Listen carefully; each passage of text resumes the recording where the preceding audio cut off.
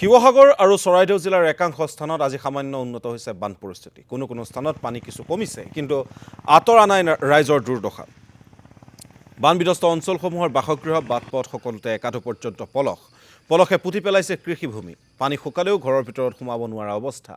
হঠাৎ অহা বলীয়া বানত নষ্ট হ'ল বহু লোকৰ সা সম্পত্তিৰ লগতে গুৰুত্বপূৰ্ণ নথি পত্ৰও।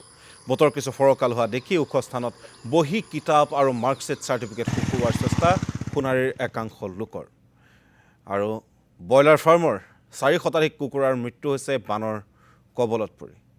অতি এটা শোকাবহ দৃশ্য আমি আপোনালোকক দেখিছোঁ। আপোনালোকে টেলিভিশ্যন স্ক্ৰীনৰ সোঁহাতে যি দৃশ্য দেখিছে সেয়া সঁচাকৈ অতি দুখ লগা আৰু অতি শোকাবহ।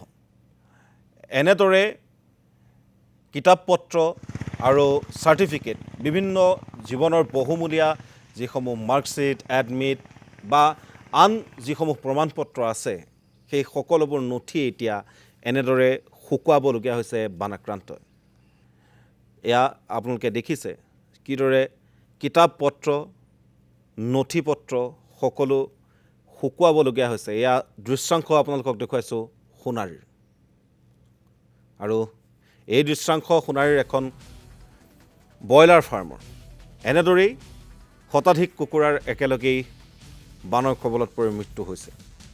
আৰু সেই ব্ৰইলাৰ পালকগৰাকীৰ কথাও ভাবক যে তেওঁ বৰ্তমান কি ধৰণৰ এক পৰিৱেশ পৰিস্থিতিৰ সন্মুখীন হৈছে। চকুৰ সন্মুখতে নিমিষতে অহা বানে সকলো শেষ কৰি থৈ গ'ল আৰু যাৰ পৰিণতি এয়া।